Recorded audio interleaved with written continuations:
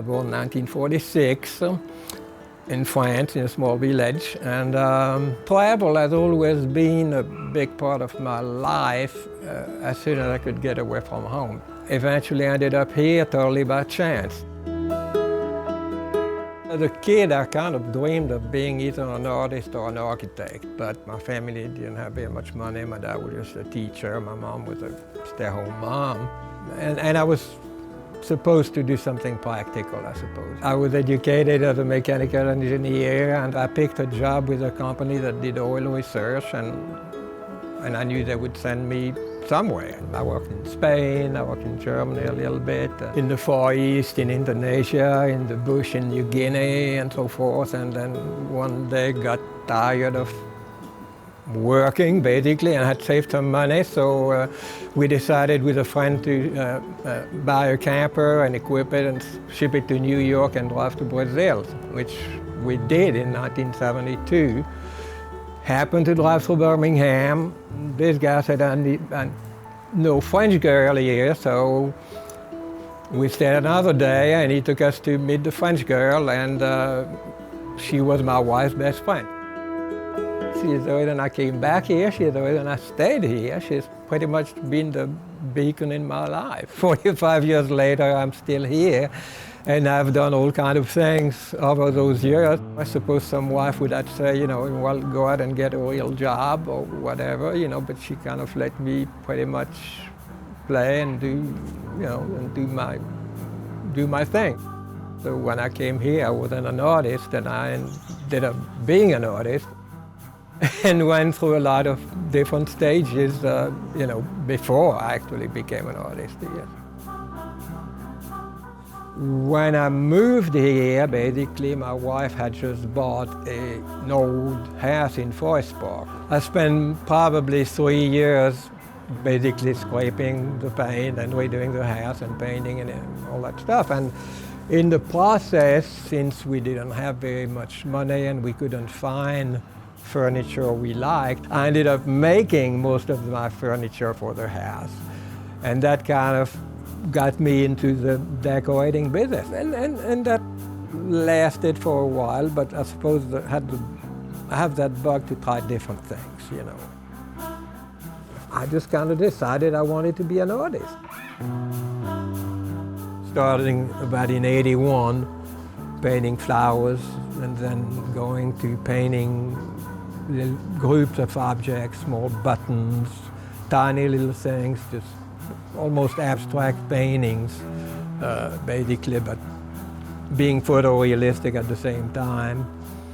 And then I moved on to some still lifes. Most of my work has always been over scale. It's like I was painting the buttons, which were this big, I was painting them that big, you know. I think I did 4 or 5 of these large paintings, and that's the only one that's left. There's one that went to Germany and another one to New York, and I'm not sure where the other one was. I've lost track, but they were so big that I actually built a hinge system so they can be folded in half for shipping. Corporations bought a lot of paintings, so I have pieces at Alabama Power, Coca-Cola, bottling company, various Parisians, you know, all kind of places.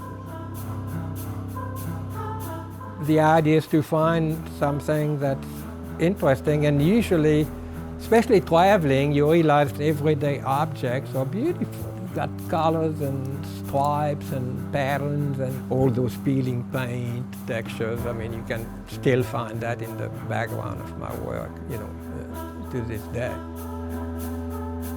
We had been traveling to Guatemala and bringing all those wooden jointed figures.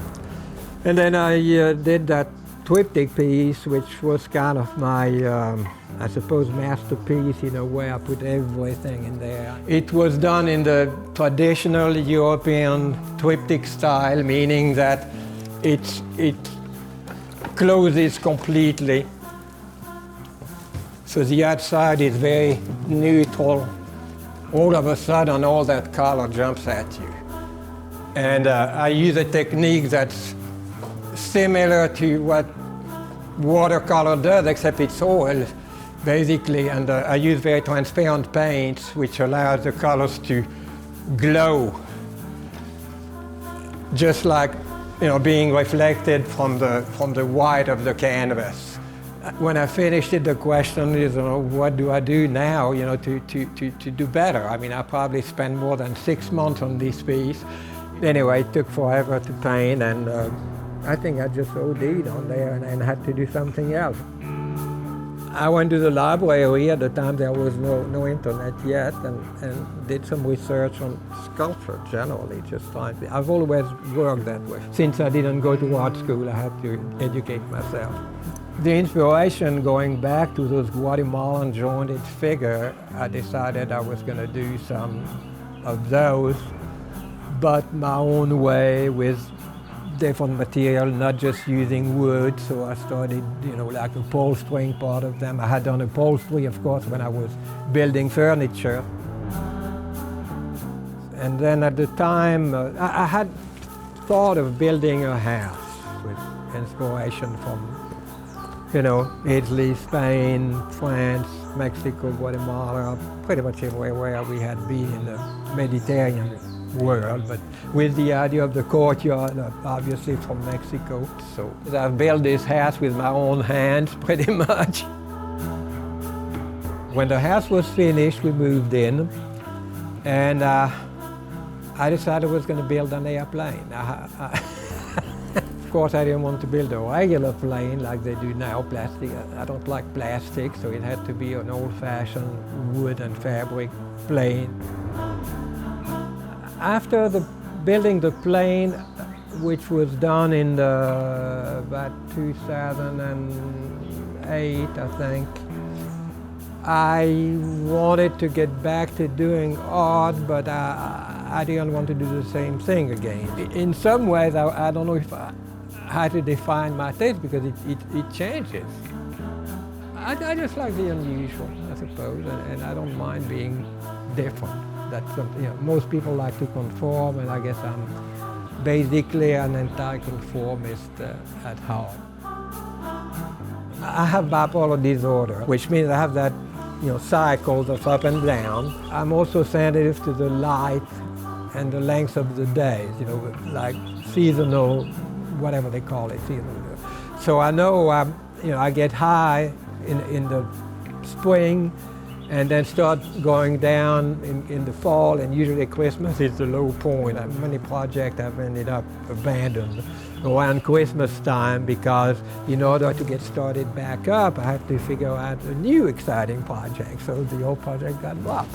So I had a project about making clocks, which was very exciting. I enjoyed it very much. I mean, I have to say, even the unfinished project, I don't regret them in any way. I mean, it's like it was all excited because I learned something. Once I really know how to do something, but then I lose interest. I get bored. I'm a student, basically. I like to learn new things. The learning process is really probably the most exciting part of it.